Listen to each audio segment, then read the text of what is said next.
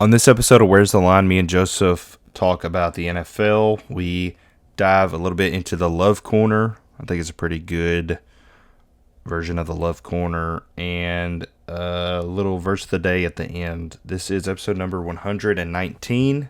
Let's get into it.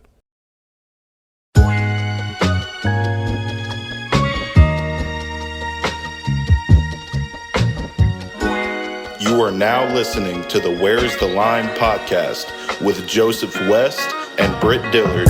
Enjoy the show.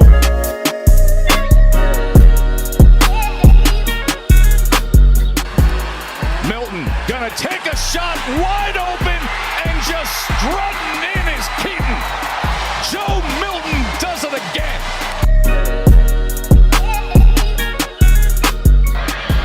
Orgy again on a blitz. Levis pocket collapses. He's on the run. He just heaves it up. And it's intercepted by Vanderbilt. And let the celebration begin. The streak is over at 26. The Commodores win it. Talk about Vanderbilt football.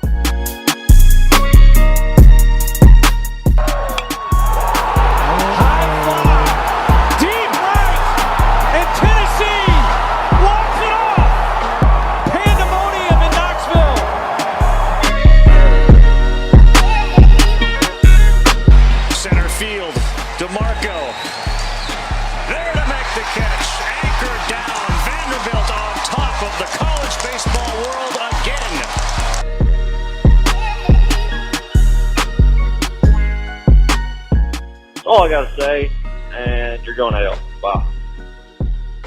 Another edition of Where's the Line. It is Monday, March 11th, 2024, episode number 119. My name is Britt, joined here by Joseph West. How are you today, brother? I'm doing good, Britt. How about yourself? I'm doing good. It's a long day for me.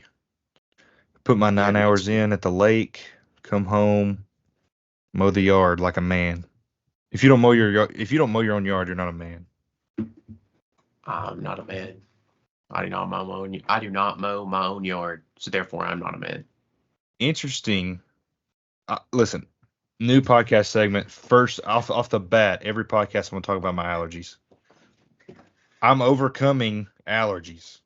This time of year is normally just hell for me, and I'm outside. I'm sniffing Bradford pear. I'm sniffing everything, and I'm good. No allergies. I've taken allergy pills my whole life, but not this year. Yeah. I got hit by something today. I don't even know what it is, but I got absolutely smacked by it, and yeah, it's like deep within my chest, but nowhere else for some weird reason. It's just deep in my chest. I don't know what's going on. You sound good. You got a nice deep voice. Gosh, I just sound so sexy right now. It's ridiculous. It's a real nice, borderline like smoker. Let's go. That's what we smoker need. Voice. That's low key what we need though. That's what pulls the women. Is the smoker voice for sure. Yeah, if you've got a vice of some kind. Yeah. Yeah. So, anyways, with all that being said, we are now going to be talking about good-looking women in Smith. I'm just kidding. We're now talking about free agency moves at the deadline. That's crazy. We're talking about free agency moves at free agency opens NFL March 13th. Gonna get active here early. The Titans were on the move early. Titans go and get Tony Pollard. One of the first moves you saw today. Mm-hmm. Brett, what'd you think as a proclaimed Titans, not Titans fan? What did you think? I mean, I had Tony Pollard on my fantasy team last year. I thought he did pretty good for me last year. Kind of weird. I mean, you assume that Derrick Henry is not going to be joining you next year, but I mean, I like Tony Pollard. I think you picked up a lineman and a defensive back as well. But I don't know. The last few years, you haven't really seen the Titans do that much in free agency, so it is. Yeah. It is pretty nice to see some moves being made in some areas that you need some help for sure. Yes, love this move by the Titans. If I'm a Titans fan, Tony Pollard, big pickup. Tony Pollard can be electric at times. He's a quick running back. Uh, he can catch the ball. He can run the football. Um, I think that he matches up good with Spears. Assuming Spears is back with the Titans, which I don't see why he wouldn't be. Yeah. So you still got Spears for him and Pollard. I love that 1-2 punch. They both can run. They both can catch. Obviously, Pollard a much more polished runner than Spears, but still. I think that the Titans are going to have something nice. I think the Titans just have to focus on what they can do with Will Levis. Give him some backs who can catch the football. Give him some tight ends who can catch the football.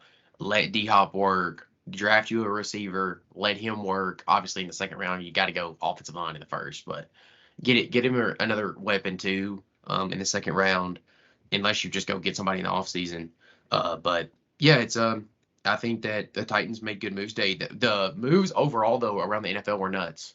You had Saquon Barkley to the Eagles. You had Josh Jacobs to the Packers. You had Kirk Cousins, Mr. Fleece Your Money, to the Falcons. You had who else went? Xavier McKinney signed with the Packers. Eckler. Minshew Mania signed with the Raiders. Gardner Minshew. We also signed the GOAT himself, Christian Wilkins, dude's a beast. The Giants traded for Brian Burns. Goated. He's a great D end. So Brian Burns to the Giants. Austin Eckler, I forgot. That was a good call, Britt. He did sign with the Commanders just a little bit ago. So NFL is wide open. NFL free agency, honestly, I think it gets slept on, but it is a lot of fun. And the trade deadline in the NFL is always a lot of fun too. Yeah, another interesting point. T. Higgins requesting a trade. Oh, I didn't see that. From Cincinnati. Yeah, this morning T. Higgins is wanting out, and maybe we'll touch on that a little bit in a second, because I do think the Titans should at least show a little bit of interest there in T. Higgins. Yes. I'm gonna try to be a Titans fan this year. I'm gonna try. Britt, try to actually zone in here for the Titans, please. The fans are counting on you. Yeah. The crazy thing is, what I think Will Levis is going to be the one to really suck me in, and I'm a noted Will Levis doubter, but very true. Man, he's just exciting. He's so exciting. Everyone should have believed in Will Levis like I did as soon as they seen his girlfriend. Yeah. And her name was Gia Duddy. As soon as you seen the woman that he was with, you should have said, "This guy gets the most ultimate respect." Like, this dude, we go no further. You look at the man's woman and you say, okay, this man's got game. And that's what I did. Game recognized game. He's going to be a dog in the NFL. All right. Will Levis, pretty much the next Tom Brady, in my opinion. So draft coming up in 3 weeks. I believe it's the 3rd week of March. Let me get that exact date here. Let's see. I'm sorry. I was way off. It's April 25th through the 27th. So we got about a month and some change. A couple weeks until the draft. Britt, who is if you were the GM of the Titans and you were gonna draft somebody, who's the number one person on your board? That may not be there, but they're the number one person on your board for the Titans. Who's the number one prospect on your board? Looking realistically, I think there's a few different ways you can go. I think in the draft, especially for teams like the Titans that have kind of struggled. I mean, they struggled a lot this past year. You're looking at a quarterback, if you need one, an offensive lineman, or an offensive, just a weapon in the backfield. So I think the Titans, they've got their quarterback. We know that for sure. I think you have to think tackle first, and that's either Joe Alt or there's another guy. I can't even remember where he's from. It's like a Hawaiian name. Can you help me there? Is it that dude from Penn State? I know they've got a big Hawaiian tackle. Maybe, but I'm going to kind of veer off of that. I'm going to say Joe Alt or Amarius Mims from Georgia, a guy who played a role in taking down Jeremy Pruitt, but a guy that I wanted to play for the Vols, and I would like to see him play for the Titans too. But I'm very interested in T. Higgins, because I think T. Higgins would like to play in his home state of Tennessee, and for a coach he's familiar with. Yeah, for sure, his offensive coordinator is the head coach for the Titans. But I think since he has the 18th pick, if I'm the Titans, I'm like, hey, I'll give you number 7 for T and number 18. I mean, the worst they can do is say no if you throw that out there. And then at 18, you can still pick up a decent tackle at 18, I'd say. But yeah. There's real heat about the Raiders trading the Titans for their pick. If the Raiders guy's there, I wouldn't be surprised to see that. If the Raiders guy is there at 7, I think you could really see a Titans Raiders trade for that spot. You also could look at. Sorry, where are the Raiders and We're 13. Who do they want? 13. They obviously want a quarterback. I don't think Daniels will be there. I think the only way is that if they trade up to get 7 is if the top 3 quarterbacks are gone, which I think most people would assume is Williams, May, and Daniels. You trade up to 7 scared that someone before you is going to pick J.J. McCarthy before you as number 4 quarterback. Now, I still think you get him at 13, but I think he's the number 4 quarterback on the board for most people. He's my number 1. If you can get J.J. McCarthy at 13, it's a steal. It's the steal. I think he's just a better NFL product. I think he just lines up better in the NFL. I think Caleb Williams kind of reminds me too much of Russell Wilson. He's a me guy. It's all about me. I don't really like him. Drake May reminds me a lot of Will Levis, but against worse competition, and he never put up the numbers that Levis did his junior year. So I'm not a Drake May believer. Jaden Daniels I would love to have, and he has a great relationship with Antonio Pierce. They were at Arizona State together. But I don't think that happens. I think he's gone. So, but if Jaden Daniels somehow is there at 7, I think the Raiders trade up and get him too. So I think that's the most likely thing is if Daniels is still on the board at 7, you see the Raiders trade and go get him with the Titans. But I asked this question today. If it's pick 4, if it gets to pick 4 and you're the Titans and Marvin Harrison Jr. hasn't came off the board yet, and Marvin Harrison Jr. gets taken by the Cardinals, I think you have a big decision to make at 7. Because I think you are either going to be looking at Malik Neighbors or you could be looking at Joe Alt. And I think you could go either way, and Titans fans are going to be happy. Now, I think you have to have Will Levis some protection. I think the best pick for the Titans is probably Joe Alt. Yeah. But, I mean, if Neighbors is there, big receiver, good speed, nice out of his breaks, I think it's hard to not like the Neighbors pick too. So we'll see. Is it dumb to question how many years D-Hop has left, or do you think he has several more good years in the tank?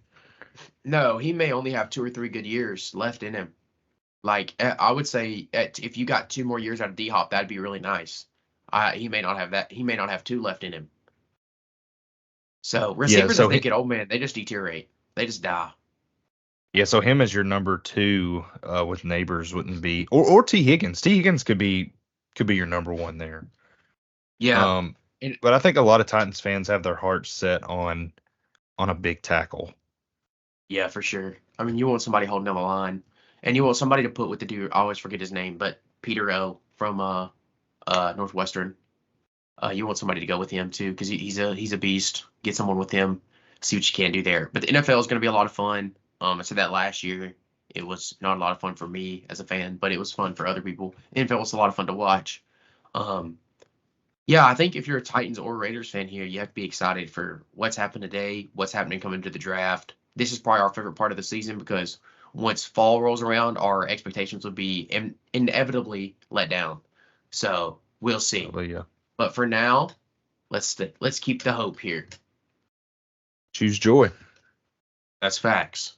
However, even though we do choose joy when we can, Britt was not choosing joy on Saturday. Britt was flustered on Saturday. I was at his house. I wasn't that mad. I watched the Vols lose to the Kentucky Wildcats with my good friend Britt Dillard. Britt, I don't have the score. Do you have the score pulled up? No, I think Tennessee ended up losing by, I think it was like 85-81 or 85-79 or something like that. It's hard to get, I mean, I'm frustrated, but it's hard to get too mad when you're playing decent defense. I mean, you held Kentucky to well below their season average.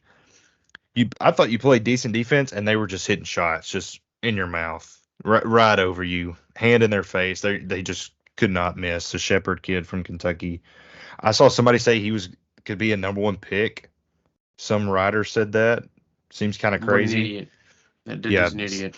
seems kind of crazy, but man, they were blocking shots and nailing threes, and we just throughout the season we've seen games where Dalton Connect takes over, which I mean he had a great game, had 40 points, but you've seen games where he didn't show up and everybody else picked up the slack, and I was like, okay, I think I said it on here. I was like, that's really good to see that it's not a one man show, and a lot of people are like, well, Tennessee, if they didn't have Dalton Connect, they would be middle of the pack SEC. And I'm like, I don't understand why people get angry about that, because like we do have Dalton Connect.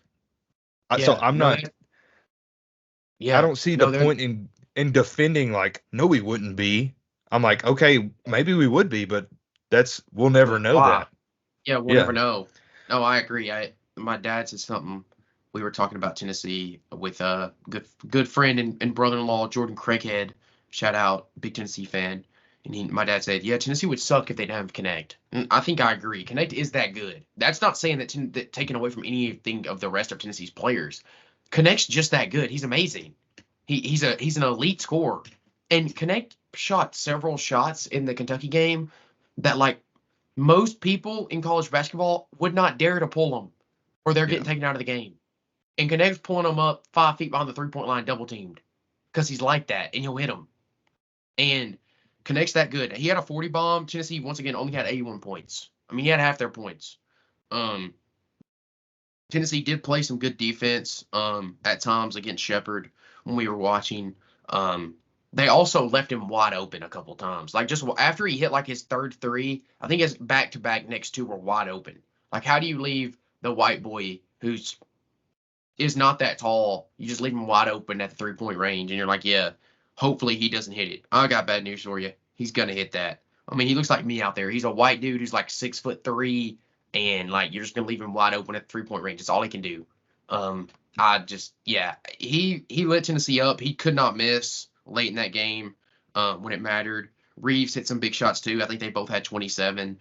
And then Edwards, the left-handed number one guy, forgot his first name. I think he had like 16. He was balling. So that Kentucky played a good game. They shot the ball well. Not like Tennessee played bad overall or anything though. I mean, they didn't. Sometimes in basketball you just get beat. You just do. Like the other team hits shots, you just get beat. Very similar to baseball. Sometimes you can have a better team and just get beat. So they just got beat. They could have a chance to make a run in the SEC tournament if they want to. So we'll see. Basketball, we're getting ready for the prime time of March, baby. We're getting ready for all the tournaments and then all the conference tournaments and then the NCAA tournament. So it's about to be fun. No, for sure. And I mean, Tennessee's still right there in contention for that last one seed. You had the two behind you fell. I think it was Iowa State and Arizona, but I think it's going to be between Tennessee and North Carolina for that final number one seed. But on the last few things I'll say about the Kentucky game, this year you've really benefited from Jonas Adu offensively, being able to hit little turnarounds and just little 10-foot jump shots. And those were there Saturday, but they weren't hitting. I mean, we kept saying like, I think Joseph, you said just because you haven't watched much Tennessee basketball, you're like, why is he shooting that? And I'm like, he makes those. Like he normally makes those. And then the most frustrating part of this 24 season is your senior leadership, guys that have been there forever. Vescovy and James, just man. I mean, I've defended Vescovy to the end. Maybe not on here, but on Twitter and in group chats. Like he's had just an absolutely brutal year offensively, and I've said he creates shots for you. Like he does so much outside of scoring on defense and creating shots, but like you have to score something. You can't. I mean, I don't know how many games he can't be averaging more than, I don't know. He's probably averaging 10 points a game, but it seems like the last few he doesn't score. And Josiah James, I mean, how many how many opportunities has Josiah James had to win a game on the last shot, and he just does not hit them? Vescovy is only He averaging does not hit them. Vescovy's only averaging 6.8, by the way. Just to throw that And out there for you.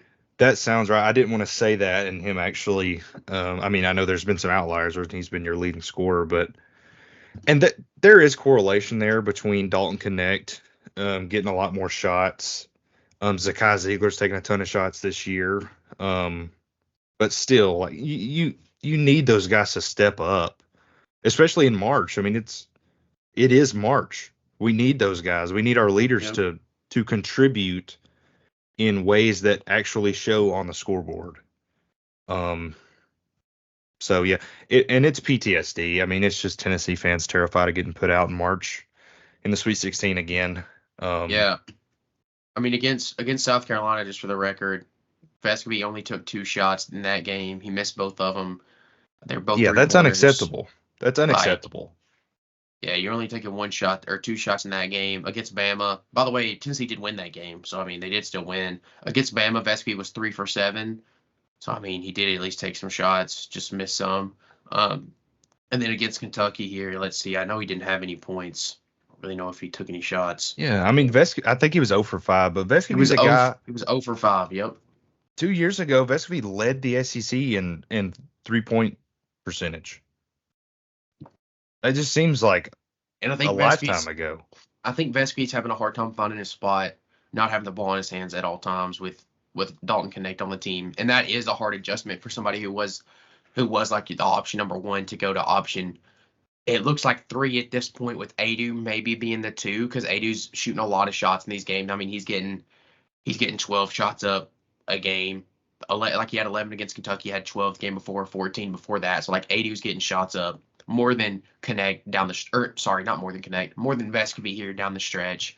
So looking at it, I think that you definitely need Vescovy to step up in the tournament. Tennessee is good enough to win it all with Connect on the team. As long as he still's healthy, I think they could win it. It'll be one of those things of what do they got in the tank? Can they play some good defense? And can Connect hit more shots? I mean, truly, can he just knock down some of the tough ones? He's going to have to in order to win. So we'll see. I mean, March is insane, so anything can happen. I'm scared. I'm nervous. I'm excited. I'm everything. Yeah. Is Dickie V? Is he sick again? I haven't heard much about Dickie V this year, and I also haven't been in the basketball loop either, so I don't know. I just think about him when it's March. Me too. Man's a legend. Man is such a legendary announcer. Has some of the greatest calls I've ever heard. When he used to hit me when I was a kid in like a primetime game with somebody bigger to TO, dude, I was electric. I was absolutely electric when he hit you with somebody bigger to TO. I mean, he's kind of entering Joe Biden territory. I would more say Lee Corso territory. Same thing. Yeah, I guess same thing. But yeah, so we'll see. Sports, they are what they are right now. Britt, let's talk about love. Yeah, I'm in love. Everybody loves love, apparently. Mm-hmm. Yeah, man, I'm in love with somebody. That's awesome. I think Joseph, I know that, but maybe I don't. Joseph's kind of dabbling in some love lately. I don't know about love. Love is a really strong word to me. No, it love is. Is a strong word. Dabbling in it. I don't know. I still feel like love is a really strong word for me to use. So, but yeah. And love is a battlefield. I guess I'm doing my thing. I'm glad we're just exposing me on this podcast. I didn't know we were going to say that, but that's okay. Britt Dillard is my boy, so if he wants to expose me, he can, because we're friends like that. So I can, but yeah, I've got some. I have one good question here, and I hope that you have brought some things into the corner with me. I've got a love corner question. I always get at least one submission. Okay, I'll let you go first. You let me go first? Yeah. Okay, hold on. Let me get my question pulled up. I'm sorry. I was not prepared to go first. I brought us to the left corner and then wasn't prepared. That's kind of crazy. Let's see here. All right, here's my question. Actually, we're totally going away from the question that I had, and we're going to a question that me and Britt talked about not too long ago, a couple days ago, actually. All right, Britt Dillard, you are going to pick up a woman. You're going to pick up a woman at her crib. Okay? Here's my question. Now, it's not the question you think it's going to be, because I know where your head's going. It's not that. But here's my question for you. Is that a lot of people I feel like don't open the door for their lady anymore. Like in the car. Like I feel like most dudes will open the door for like of the restaurant, like for their girls. I feel like that's, bare minimum.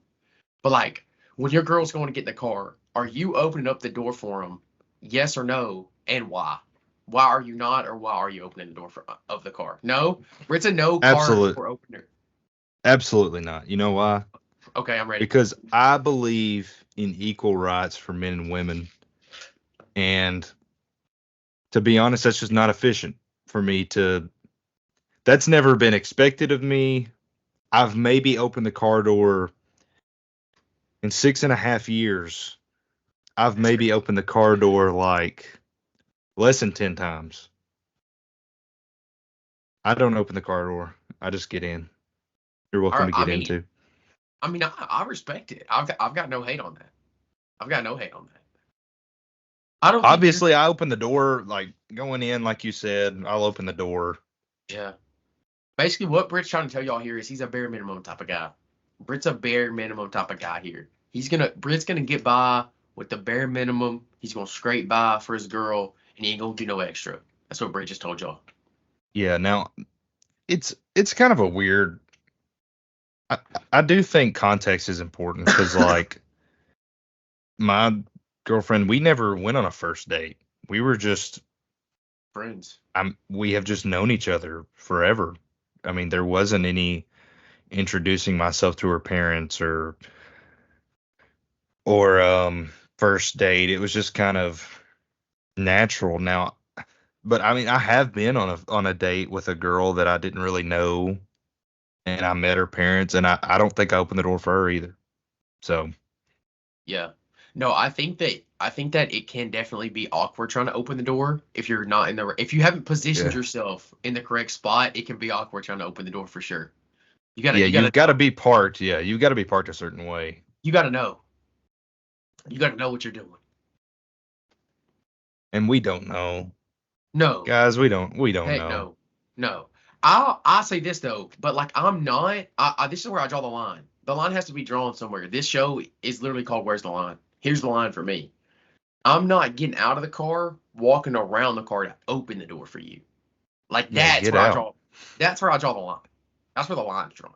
Now I'm gonna open the door for you as you get in, like the car. I'm chill with that, but I'm not walking around the car to open. Like, bro, you can open the door. We're good. Yeah, I'm kind of like very anti open the door because like when you get out of the car, you lock the door. Like, I mean, you just get out of the car and lock the door. And like she's just sitting in the car, and I'm like, get out of the car so I can lock the door. Britt hates women. That's what Britt just told y'all. Britt hates women. Which I think has this podcast been a He-Man woman hater podcast in the past? It can't be anymore. But I think it may have been in the past. I mean, we are giving people advice, and it's for men and women. It's male dominated, but we give the advice to all. Yeah, we don't discriminate. But we're trying to make men better for their facts, for their ladies. So, men, if you are really trying to impress your woman, open the car door. I will say that. I think I think not a lot of people do anymore. I think that's just one way you can make yourself different from someone else that has taken her out before. Men, I say do it. Unless you're in a golden, like Britt was just absolutely, oh crap. Britt was absolutely just like given his relationship. Like given by God. Like when he was like 10. He was just given, just given to him. It's just ridiculous. Like no one has it as easy as Britt Dillard has. It's kind of ridiculous here.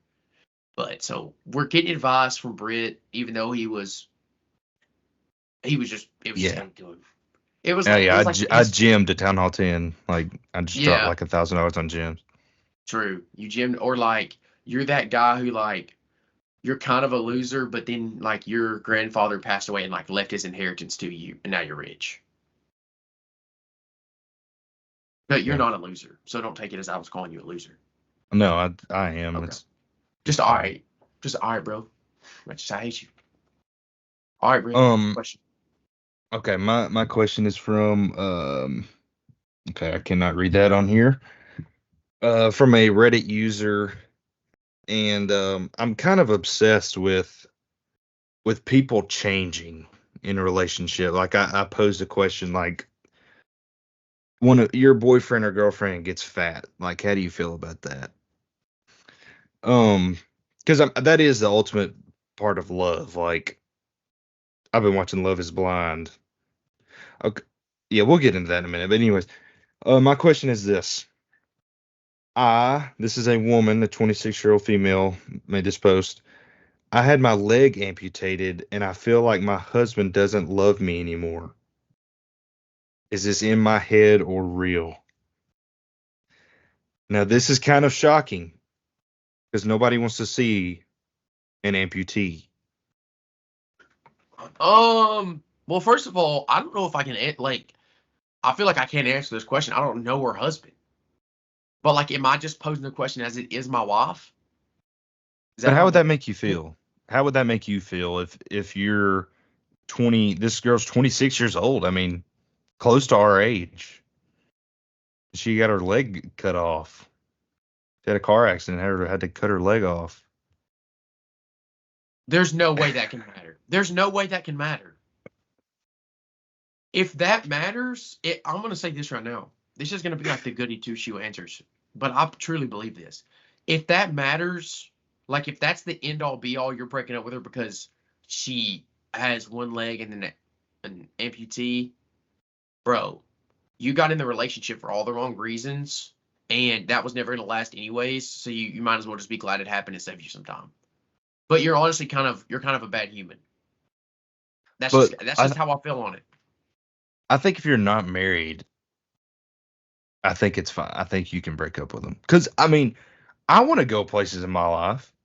I want to go, like, me and my girlfriend go fishing. We go fishing on she walks. Can still go We go fishing. She could go walk. She could go on a walk. I'm gonna go carry her down there to the she boat. Could walk. She could walk.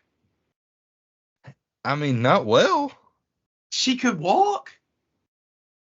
I guess she could walk, but like can she though? This is like the definition of being shallow here. This is the literal definition. Like if we were going to I think it depends. Like in my situation, we're God forbid if that happened to me, like that's not I mean, it's no question I'm breaking up with her. But I'm joking. It's no question I wouldn't break up with her if. Grace, but like, please be careful because Brent will. But I'm just saying, like, if you're not married, if you've been dating a few months and now she's got one leg, like I was dating you for both of your legs. Brent, no, what? Brent, you're terrible. I was dating you for both of your legs? What is wrong with you? Oh my gosh, dude, this guy Brent Dillard has lost his mind. But I think an amputated leg is a lot less shocking than the arm, for sure. Because you can put on a nice thick pair of jeans and you don't even know that they've got a fake leg on. No, arm is a little different. I'm about to be shallow. Yeah, like Inky Johnson, different. You ain't fooling anybody, bro. No, I'm sorry. You're a legend, but like. Okay, if you're married, let's just get this out of the way. If you're married, there's no reason. There's no reason. No, I agree. I agree. If you've only been dating for like a couple months, I could see how that would change your perspective of things. But I don't know. I just feel like for me, it wouldn't change anything. Maybe I feel like maybe I'm wrong, but that's just how I feel on it. It's just See, I'm trying to bring the hard hitting questions. I'm trying to. Yeah, I mean that one was a hard hitter. I'll also have the verse of the week. I have the verse of the week if you're done with the love corner.